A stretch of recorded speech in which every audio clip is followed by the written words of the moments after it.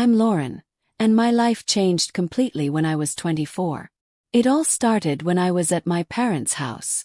My sister Harper had just slapped me because I wouldn't co-sign the lease for an apartment she couldn't afford. My parents, their faces cold and unfeeling, told me I was dead to them. My suitcase was already packed by the door, ready for me to leave. I didn't beg or cry. I just walked out into the rain with my heart racing. Have you ever felt your own family turn against you? I'm interested to know where you're from. If this story resonates with you, please like and subscribe. I stood on the porch, the rain drenching my clothes, my suitcase feeling incredibly heavy. I could hear the door click shut and Harper's harsh, mocking voice calling me selfish.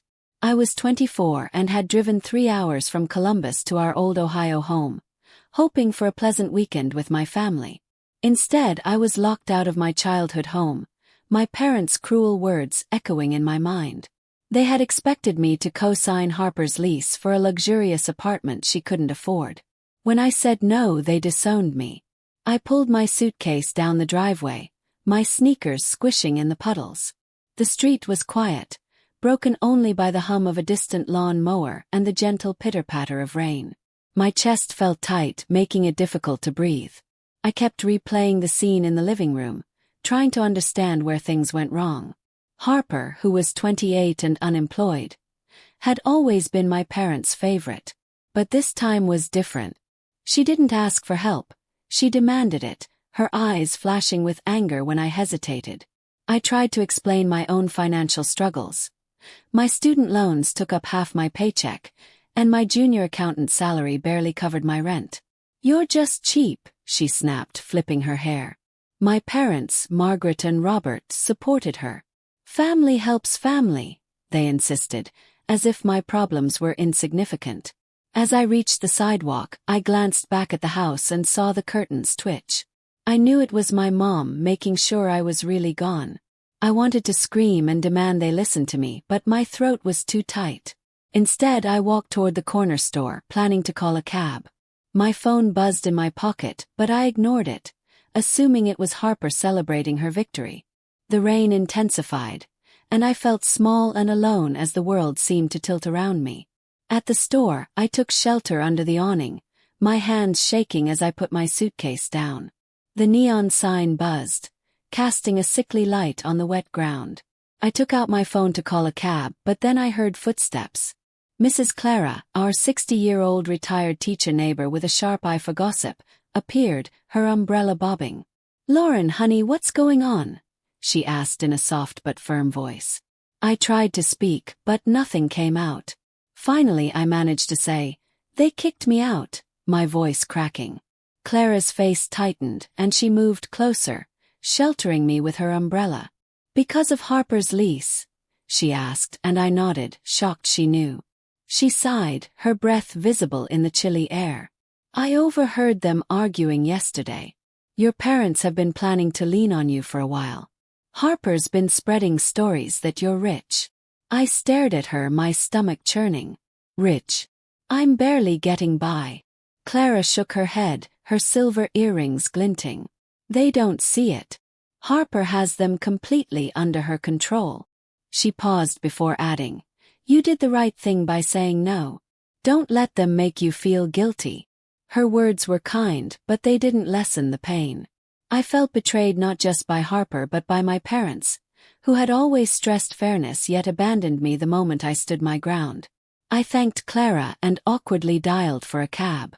As I waited, I couldn't stop thinking about Harper's smug smile and my parents' cold voices. I had always been the responsible one, the one who worked hard and paid for college. Harper, on the other hand, had a history of job hopping and racking up debt, and they always helped her. But for me, one refusal and I was out. The cab arrived, its headlights cutting through the rain. As I grabbed my suitcase, Clara touched my arm. "You're stronger than this, Lauren," she said. "Call me if you need anything." She pressed a piece of paper with her number into my hand. I nodded, too overwhelmed to speak, and got into the cab. As we drove away, I looked back at the house one last time. The porch light was off, as if I had never been there. In the cab, I leaned my head against the cool window. The driver, an older man with a raspy voice, asked where I was going. Columbus, I said, my voice flat. It was a long drive, and I had no plan beyond getting back to my tiny apartment.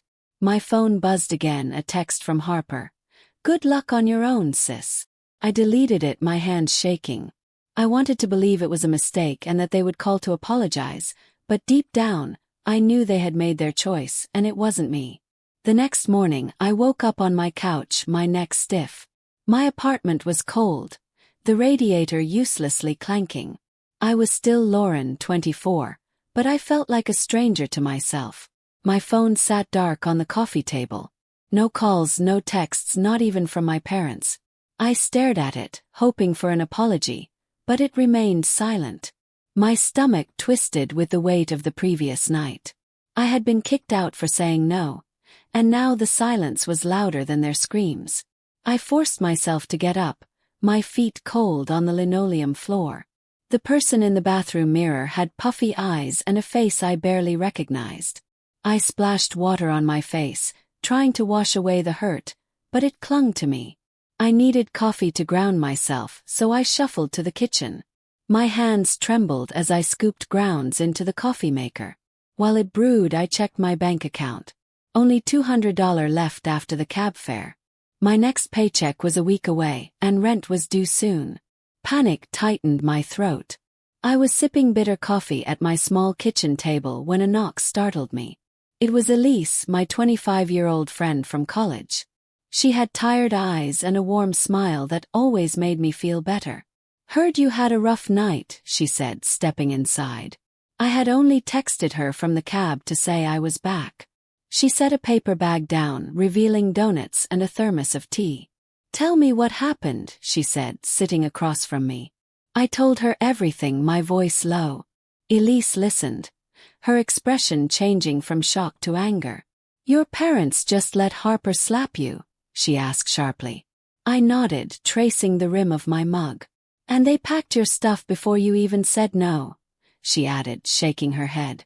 That's not family, Lauren. That's a setup. Her words were a blow, clearly stating the betrayal I couldn't yet name. I wanted to defend my parents, but the truth was too painful. Elise reached across the table and squeezed my hand. You can stay with me if you need to. I thanked her but declined. Her apartment was already small, and she had a toddler. I couldn't add to her burdens. She stayed for an hour, distracting me with stories about her son. But after she left, the quiet returned, heavier than before.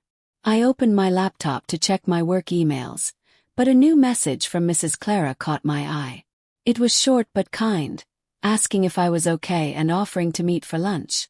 I hesitated, then replied, agreeing to meet at a diner the next day. Her offer felt like a lifeline. I closed my laptop and looked around my apartment.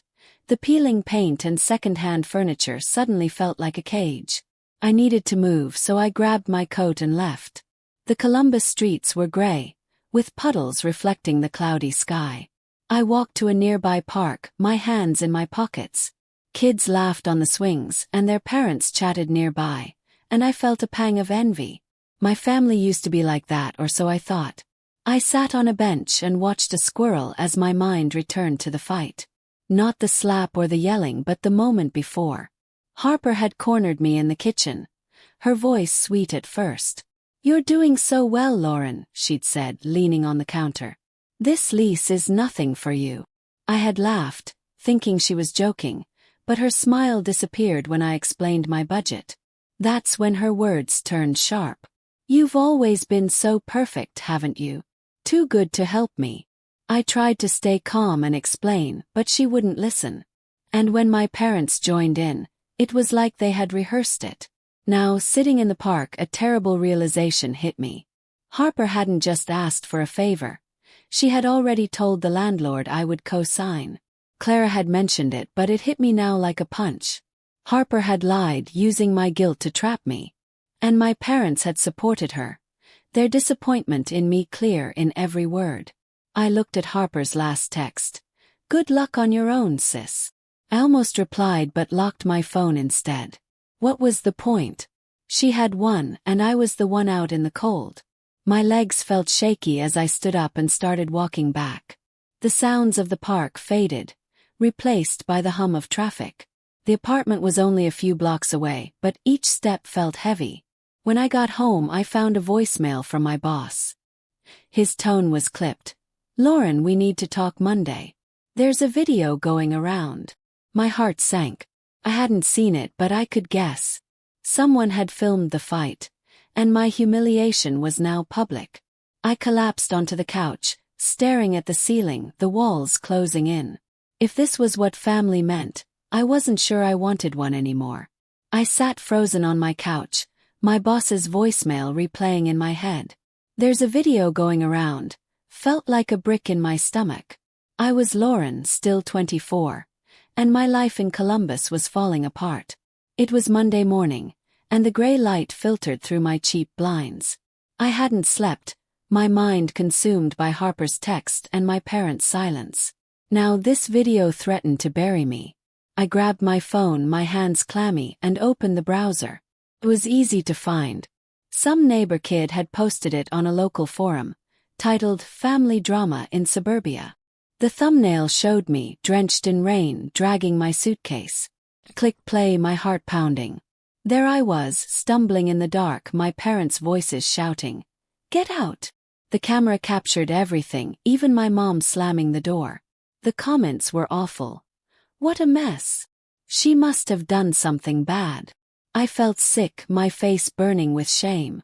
I forced myself to get ready for work, putting on a wrinkled blouse and slacks. My accounting job was all I had left. On the bus, I kept my head down, sure everyone was staring. At the office, my boss, Mr. Daniels, a balding man with a permanent frown, called me in before I could even sit down. "Lauren," he said, "this video is causing a stir. Clients are asking questions. We can't have drama tied to the firm." I tried to explain, my voice shaking. It was a family fight. I didn't do anything wrong. But he cut me off. "Perception matters. You're on unpaid leave until this blows over." Unpaid leave.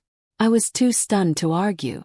I nodded and left his office, my co-workers' whispers following me. Outside, the air was crisp, but I felt like I was suffocating. I walked aimlessly and ended up at a coffee shop. The barista, a guy with a nose ring, gave me a pitying look as I ordered a black coffee I could barely afford. I sat by the window, staring at the street, my mind racing. The video was no longer just a moment. It was my life, following me like a shadow. I checked my phone, hoping for a message from Elise or Clara, but there was nothing. Just a new notification from Harper. A selfie in her new apartment captioned, "Living my best life. No thanks to some people." I gripped my cup so hard it dented. Harper was flaunting her victory while I was jobless, broke, and humiliated. I wanted to call her and scream, but what was the point? She would just laugh. Instead, I texted Elise asking if I could stop by. She replied instantly, "Come over. Bring wine if you can." I almost smiled, but the ache in my chest wouldn't let me. Elise's apartment was a 20-minute bus ride away, cluttered with toys and smelling faintly of macaroni. Her son, Noah, was napping, so we sat on her couch, sharing a cheap bottle of red wine. I told her about the video, the comments, and my boss's decision. She cursed under her breath. "Your sister's awful," she said, pouring more wine. "And your parents. They're enabling her. You don't deserve this, Lauren." Her anger fueled mine, but it also made me feel exposed. "I keep thinking they'll call," I admitted, my voice low. "Like maybe they'll realize they were wrong." Elise shook her head. "They made their choice. You have to focus on you now." She was right, but it hurt. I had spent my life trying to be the good daughter, and now I was nothing to them. I left Elise's place at dusk, promising to call her tomorrow. The bus ride home was quiet. When I got to my apartment, I found a letter under my door. The handwriting was my mother's. My heart leaped, hoping for an apology. But as I tore it open, my hope crumbled. It was short and formal. "Lauren, we've removed you from our will. Harper needs our support. You've made your choice." I sank to the floor, The paper crumpled in my fist, a sob escaping my chest. They hadn't just kicked me out, they had erased me. I sat on my apartment floor, my mother's letter crumpled in my hand, tears blurring the ink. I was still Lauren, 24, but I felt like a ghost, unwanted and unseen. The words in the letter burned in my mind. They had cut me out of their will, chosen Harper over me as if I'd never been their daughter. My chest ached, each breath sharp. The room was dark, with only the light from a street lamp. I stood and stumbled to the kitchen for water. The dripping faucet matched the pounding in my head. I gulped from a chipped mug, trying to stop my hands from shaking. I kept seeing Harper's smug selfie. She had won and I was drowning. My phone buzzed, snapping me out of my spiral. It was a text from an unknown number. "Check your email. You need to see this." My stomach dropped. I opened my laptop. The email was from Clara with a link to a local news site. The headline hit me like a slap. "Local woman's fraud leaves cosigner in debt." My heart raced as I clicked. The article named Harper, detailing how she had skipped out on her apartment payments, leaving a trail of debt. The next line stopped me cold. My name was listed as the cosigner. I read it again, my breath hitching. Harper had forged my signature. The article said the landlord was suing me for thousands. My credit was already ruined. I felt like the floor was falling away. She hadn't just lied to our parents. She had dragged me into her mess. I slammed the laptop shut, my hands trembling. Water spilled across the counter, matching my anger. Called Clara. She answered on the first ring. "Lauren, I'm so sorry," she said, her tone heavy. "I saw the article and checked with a friend at the courthouse. It's real. Harper used your name." Could barely speak. How could she do this? And my parents, did they know? Clara sighed. "I don't know, honey. But I heard your mom talking to a neighbor yesterday, saying Harper's their priority now." Her words were a knife twisting deeper. My parents weren't just disowning me. They were protecting Harper. I thanked Clara and hung up. I paced my apartment, my bare feet slapping the cold floor. Rage mixed with a worse feeling, helplessness. I couldn't afford a lawyer, couldn't fight this, couldn't even pay my rent. Harper was free while I was trapped in her lie. I collapsed onto the couch, my eyes landing on a photo of me and Harper as kids at a county fair. I had always thought we'd have each other, but now that memory felt like a betrayal. I grabbed the frame and shoved it into a drawer, the sharp sound not easing the storm in my chest. My phone lit up again, this time with an email from my landlord. "Lauren, your credit report shows a default. We need to discuss your lease." I stared at the screen, my pulse roaring. The video, the will, the forgery. It was all piling up, each blow harder than the last. I wanted to scream, but I just sat there, numb. Another buzz. A new social media post from Harper, tagged at a bar, laughing with friends, her caption reading, "No regrets." I threw the phone across the room, my scream finally breaking free as the world spun out of control. I was Lauren, now 25, scraping by in Columbus. My life was a tangle of debt and shame. It was a chilly spring morning, 6 months after my parents disowned me, and I was working a part-time barista job. My credit score was a wreck because of Harper's forgery. I was wiping down the counter when my phone buzzed with a text from Clara. "Urgent. Meet me at the diner. Noon." My stomach dropped, but I couldn't say no. I clocked out early and hurried across town. The diner was a faded relic, its air thick with grease. Clara sat in a corner booth, her face grim, a newspaper folded beside her coffee. I slid in across from her. "What's wrong?" I whispered. She pushed the paper toward me. "Read this, Lauren. You need to know." I unfolded it, my fingers trembling. The headline screamed, "Local woman's fraud leaves sister in financial ruin." My name was there alongside Harper's. The article explained how she had forged my signature and defaulted on payments. But there was more. Quote from Harper herself. "My sister's always been jealous. She refused to help, so I did what I had to." I stared at the words, my breath catching. Harper was painting me as the villain. She's blaming me, I said, my voice shaking. Clara nodded. She gave an interview. Said you're spiteful and that you cut her off first. I felt like I'd been punched. My sister, who had slapped me and gotten me kicked out, was now making me look like the monster. I wanted to tear the paper apart, but I just sat there, my hands clenching the table's edge. Clara reached over. You can't let this stand, honey. People are talking. I nodded, but my mind was racing, replaying every time I had tried to be a good sister. I had covered for her when she flunked out of college and lent her money I didn't have. And now this. I left the diner, Clara's words. Fight back, Lauren, echoing in my mind. But how? I was broke and my landlord's emails about my credit were piling up. My anger propelled me to Harper's new job, a downtown boutique. The shop was filled with glass and soft lighting, with racks of expensive dresses. Harper was behind the counter, laughing with a customer. I pushed through the door, the bell jangling. Her smile vanished when she saw me, replaced by a smirk. What do you want, Lauren? She asked loudly. I stepped closer. You forged my name. You lied to the paper. I shrugged. You left me no choice.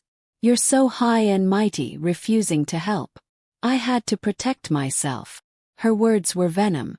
I opened my mouth to argue, but the manager, Diane, a sharp-eyed woman in her 50s, appeared. What's going on? She asked. Harper jumped in, her voice sweet.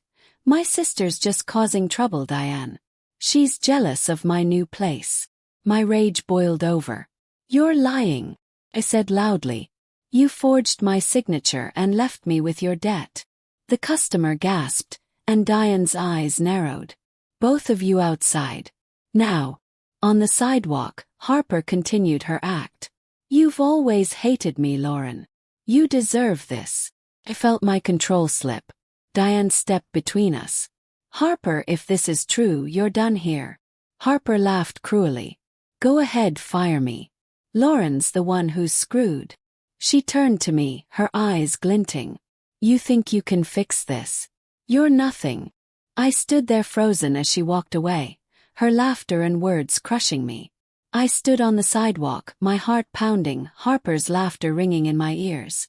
I was Lauren, 25, and the world was collapsing around me. Diane looked at me, her eyes softening slightly. Is what you said true? She asked. I nodded, my throat too tight to speak. She sighed, then went back inside. I waited, my hands in my pockets, the spring air cold. Diane returned, her face grim. Harper's gone for good, she said. But that doesn't fix your problem. She handed me a business card for a lawyer who might help. I mumbled a thank you and started walking with no destination in mind. I ended up at a bus stop, the bench damp. My phone buzzed and I almost ignored it. It was an email from my landlord. Stark eviction notice. My stomach plummeted. The forged lease had ruined my credit so badly that they were demanding I vacate my apartment in 30 days. I had nowhere to go, no job, and now no home. I got on the next bus and headed to my parents' house. I hadn't planned to, but I needed answers. When I reached their street, my legs felt like lead. The house looked the same, but it wasn't home anymore. I knocked, and my father answered, his face hardening. What do you want, Lauren? He asked. Harper forged my name on her lease. I'm losing everything. Did you know? He crossed his arms. You should have helped her. This is on you. I stared at him. She lied, I said, my voice breaking. And you're okay with that? My mother appeared, her eyes red but cold. You're causing trouble, Lauren. Harper's trying to move on. Why can't you? I felt like I'd been slapped again. Move on, I said louder now. She's ruined my life, and you're defending her. My father stepped forward. You made your choice when you said no. We're done here. He started to close the door, but I pushed my hand against it. You're my parents, I pleaded. How can you do this?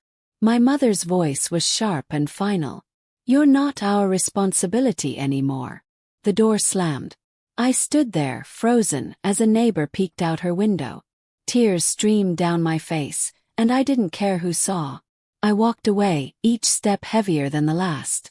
Back at my apartment, I collapsed onto the floor, the eviction notice on my phone. The walls seemed to pulse, closing in. I curled into a ball, my sobs raw and ragged. The weight of their rejection was crushing me. Harper's lies. My parents' betrayal. The public shame. It was too much. I felt like I was disappearing piece by piece. I was Lauren, still 25, curled on my apartment floor. The eviction notice was a wound that wouldn't close. But something shifted that night. I picked up the business card Diane had given me. It was for a lawyer. I set it on the coffee table, staring at it like it was a map to somewhere new. The next morning I woke with a headache. Called Diane. "Can we talk about that job you mentioned?" "Yes." "Come by this afternoon," she said. I hung up, my heart thudding with hope. The boutique was quiet. Diane was restocking scarves. "You look like you've been through it," she said. He nodded. "I have, but I'm here." I told her everything, keeping my voice even. Diane listened, then said, "You're tougher than you look. I need someone reliable full-time. You in?" I blinked, caught off guard. The pay was better than the coffee shop. "Yes," I said. She handed me paperwork. "Start tomorrow. Don't let me down." I left Diane's card still in my pocket. I headed to a community college. Clara's voice echoed in my mind. "Start small but don't stop." I walked into the admissions office and signed up for night classes in business management. Back at my apartment, I sat at my kitchen table, the lawyer's card in front of me. I dialed the number. A man answered. "Gregory Hale, attorney." I explained the lease. He listened, then said, "This is fraud. It's not simple, but we can fight it." That evening I started a blog, calling it Breaking Free. I wrote about family betrayal, pouring out my pain. My first post was raw, about standing up for yourself. I hit publish, my heart racing, not expecting anyone to read it. But I felt lighter. I was Lauren, 26 now, and Columbus was starting to feel like a place I could reshape. I was working at the boutique, juggling night classes and meeting with my lawyer, Gregory. My blog was my rebellion. I checked it obsessively, stunned when strangers left comments saying my words resonated with them.